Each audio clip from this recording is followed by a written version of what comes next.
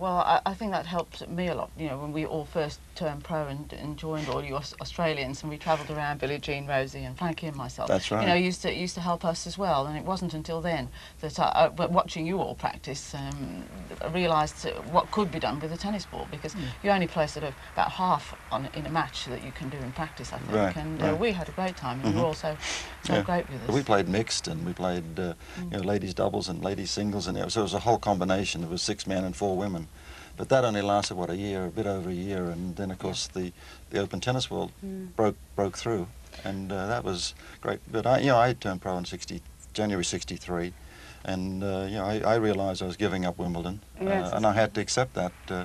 I'd been successful, but your financial future is on the line, and at 24, I felt like I had to do something about that, and so just fortunately for me, that 5 years later, open tennis came up, but I'm a better player for having turned pro, because in '62 I felt, I played amateur tennis. It was more of a very relaxed atmosphere out there, and when I turned pro, I found Lou Hode and Rosewall and Gonzalez, they didn't miss a ball. They hit a lot of first serves in. Their percentage tennis was just, don't make the mistake, hit the ball a little harder and more accurate.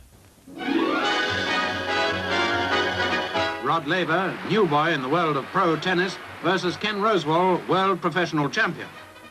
Laver serving in his second professional match, but he didn't let Rosewall's reputation daunt him.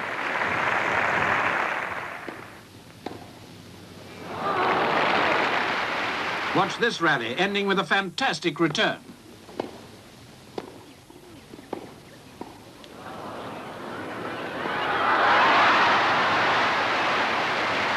Laver was showing the crowd something of the form which won him all 4 world amateur titles last year.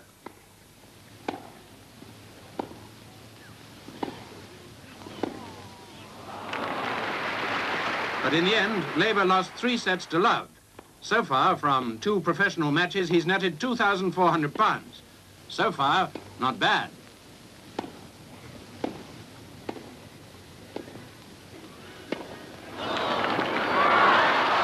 Coming back to Wimbledon, talking of prize money, how did that in '68? What did you get when you first won it in '61, and what happened in '68 and '69? A firm handshake, and I think it was a £10 voucher, maybe £15. And '68, I believe I got £3,000 for winning it. And it didn't go up in '69 like it does these days? Not much, I don't think. But that wasn't sort of my goal, was to go in there for prize money. You're allowed back into Wimbledon. It was a joy to be able to play here. Although not too many people know that back when Herman David was living, that we had a pro Wimbledon here in 1967, the year before, and there was eight best pros, and I remember Gonzalez and Hode played first round, and so that was 2 weeks after Wimbledon. Yes, I remember and that. so it was that was really the breakthrough, I think, that started the wheels in motion for open tennis.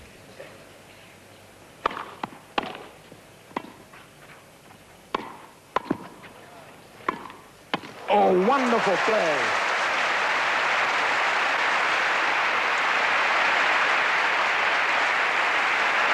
So Rod Laver becomes the first professional champion at Wimbledon. Weren't you one of the sort of first pioneers to sort of break away and create a women's tour on its own? Yes, that's what I was referring to, that with the, what was it, George McCall, National Tennis League, and that was when we joined Rod. That was a brave thing to do, though.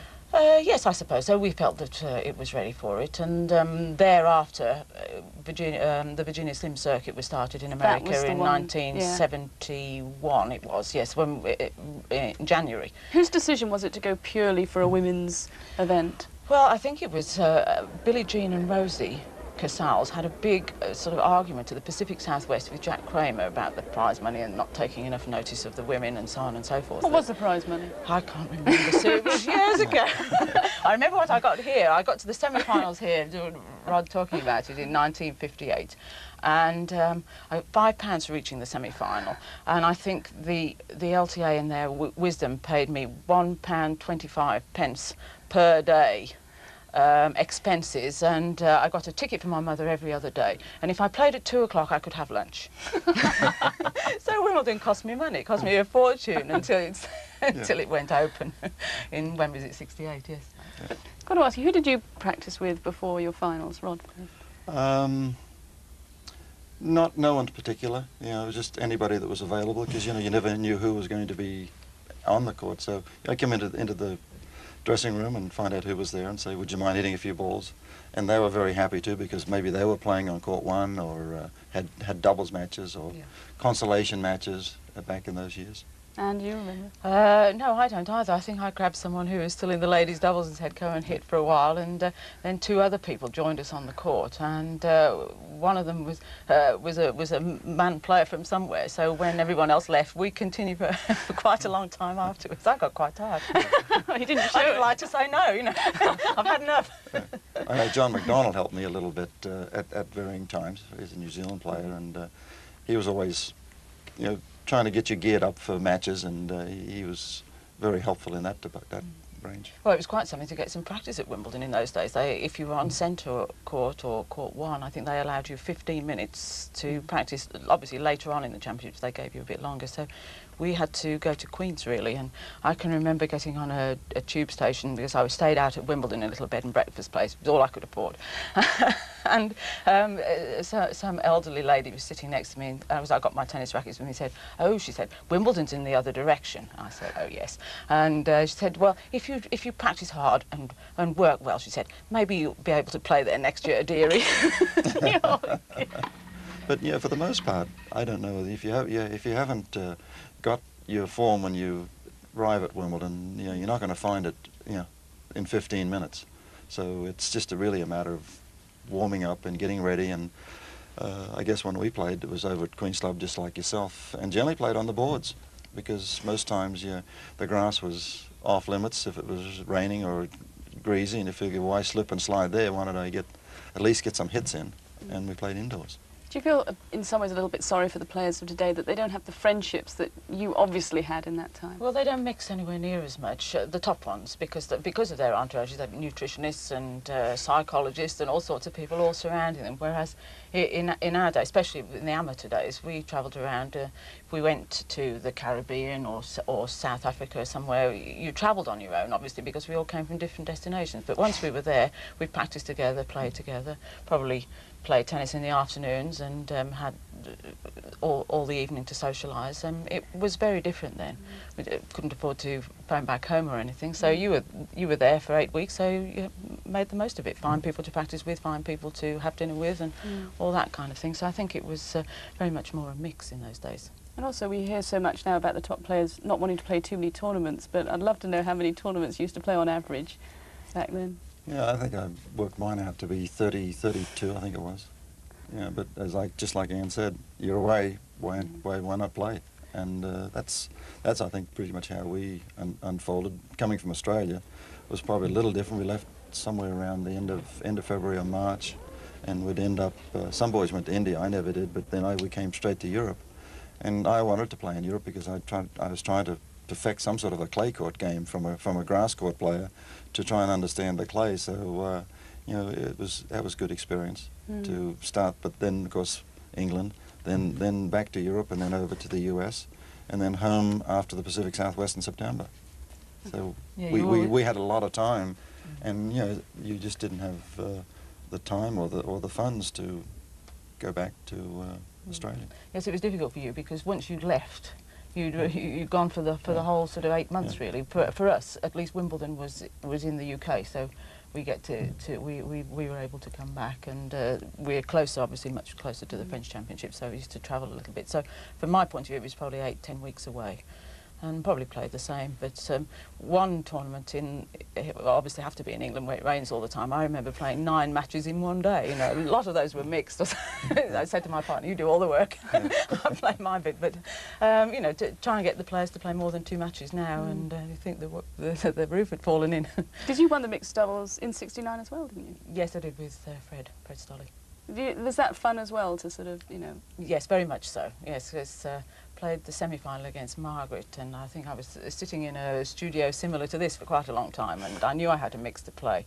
And we were called to court 2, I think, and they couldn't find me anywhere, and I was still ensconced with the BBC. You just mentioned Billie Jean King. Now here you are on the eve of your second final, this marvellously consistent record behind her. Now is this going to be the one? I really don't know, Peter. she has a wonderful record here. She loves playing at Wimbledon. She thrives on the atmosphere here. She's won it the last 3 times. She's trying to win it for the 4th time, which must put a bit of pressure on her. But on the other hand, she has won the championships and I haven't, which will possibly put a bit of strain on myself. In those days, my final was on the Friday. The women's final was on Friday, so I had Friday night to quite enjoy myself. And then Saturday night was always the Wimbledon ball. But I think you trod on my toes. I'm quite sure I did. Some dance or another. Can't remember what it was now. What we selected between us. I don't think we cared, did we? I really? left that up to you. Is that fun going to that? Because it seems to have lost its appeal a bit, the ball afterwards. Well, it was always afterwards. It was at the conclusion, and now they have the champions' dinner, so that's changed as well. But it was a little bit formal, wasn't it? Somehow, and when you'd won Wimbledon, you perhaps wanted to let your hair down. You had to sit and behave and talk to the chairman of the club or something. Say the right things, make a little speech, and dance. That's right. And you had a few partners there then. It's always a thrill to do that. You know, nerve-wracking on the dance floor, probably more so than on Wimbledon centre court. Has it changed much for you now back here? I mean, I know you've come back often to Wimbledon, but... Yeah, no, well, it's been about 5 years since I've been back, and but nothing really has changed. I think it's certainly been renovated, and various areas have been changed and upgraded and expanded upon. But, you know, like I think John Curry said, if you can't find anything better, then leave it the way it is. And at the moment, it can't be bettered, so it's wonderful to see that same tradition, and you feel like when you come back to it, like we've done here in this little reunion, is that nothing really has changed since the late 50s. You know, everything seems to be, the waiting room changes, and, you know, the protocol, how it unfolds. Going out, you know, bowing to the royalty. I think it's again, that's back to the same old tradition. It's you know, I guess it's the English way. Well, it's lovely to have you chat about all your memories throughout the career, and of course 25 years ago, congratulations for Wimbledon championship. Thanks, Sue. Thanks, Sue. I hope you enjoyed going down memory lane there. Now, of course, the Test match is on today at Old Trafford. Here's the lunch score. England, they've got problems, haven't they? 68 for 3 at lunch. Remember, they're 1 up in the series. This is the 3rd and final test against New Zealand. The South Africans come later in the summer. Now, we're here, of course, at Wimbledon today for ladies' semi-finals. They start at 2 o'clock on centre court, and Martina will be first on court, going for her 10th title. And she plays this lady, Gigi Fernandez, who, of course, is probably the finest exponent of doubles in the world. She's the reigning champion here with Natalia Zvereva. They're likely, or got a very good chance of winning it again. And she says the doubles is more important than the singles today. But she's the opponent for Martina this afternoon. And then the other match, of course, is Laurie McNeil, who created last week's big shock by putting Graf out of the competition. She plays the top seed left in it now, Conchita Martinez, seeded number 3. So those semi-finals to come a little later on. Now, Billie Jean King, who won her last singles title here back in 1975, you heard her referred to just now, has been advising Martina, as she has done in the past, and she's had a few words with Sue Barker. You must have been very busy just before this championship with her, because, I mean, she talked a lot to me just before it about the emotion of coming back to Wimbledon for the last time. I mean, how did you prepare her for because you know what it was like to play your last Wimbledon. Well, Craig and I have been talking to her since January, and, you know, every time she goes to a new tournament, she's been getting overwhelmed. She doesn't feel like she's living up to everybody else's expectations.